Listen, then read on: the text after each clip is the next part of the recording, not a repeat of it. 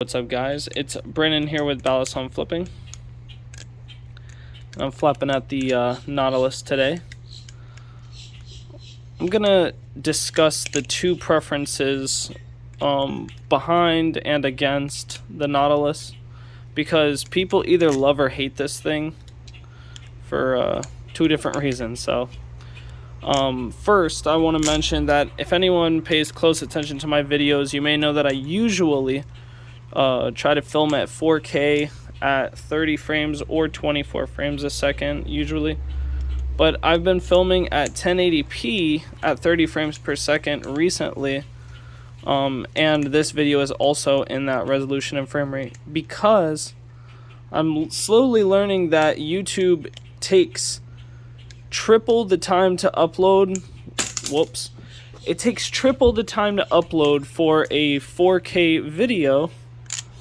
And YouTube actually, the way they process the encoding on their video, it's still going to kind of de-resolute the quality regardless.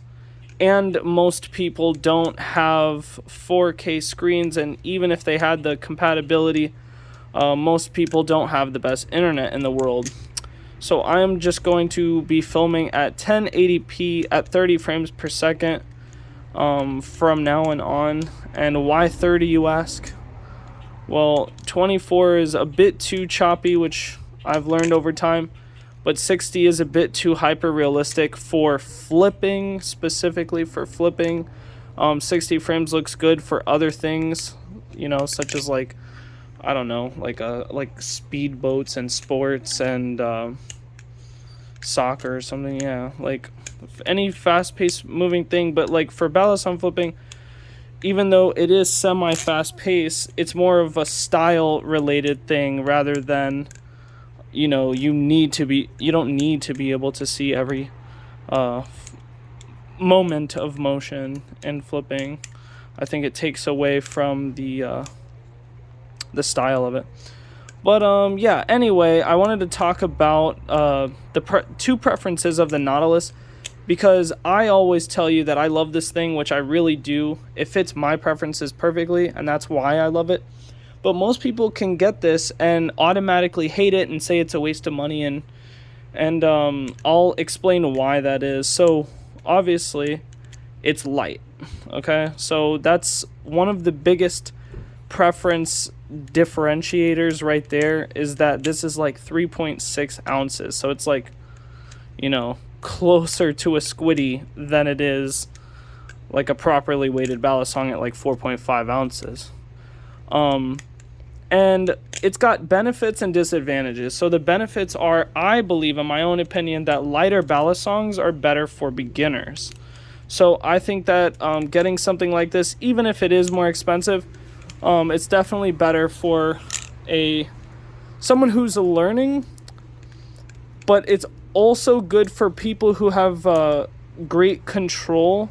So like if you do a lot of fan or ladder style tricks, I think that you'll enjoy the Nautilus a lot. But I mean, rollovers are a dream. I don't know. I think the majority of people that don't like the Nautilus, one of the reasons is that it's really light. So that's the first reason. The second reason, which is a big difference to people, whether they like something or not, are these G10 handles. Some people really just don't like the feeling of G10. Some people think it feels like a fish tackle box or something, or like, you know, polymer plastic like on a BB gun or something.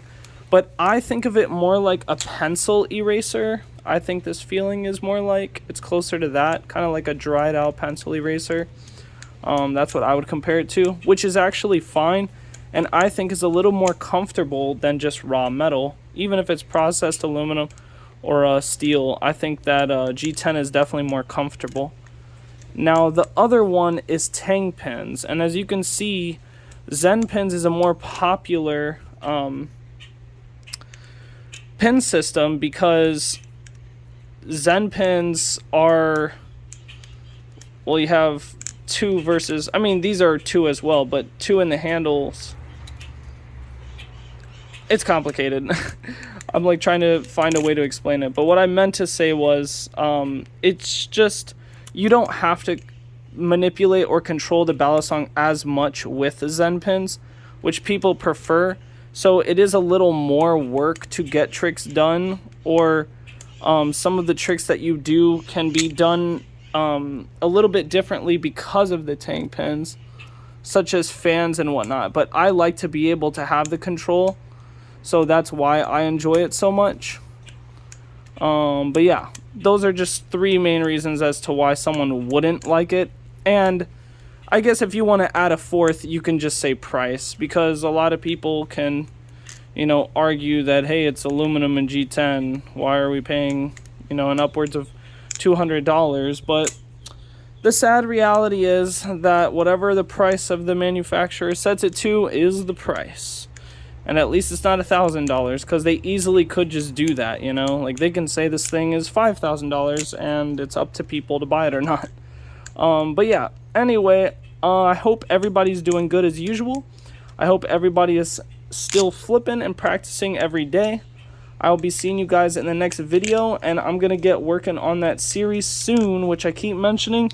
But I really just have to find the perfect day and time for the first episode. But anyway, I'll be seeing you guys in the next video. Yeet.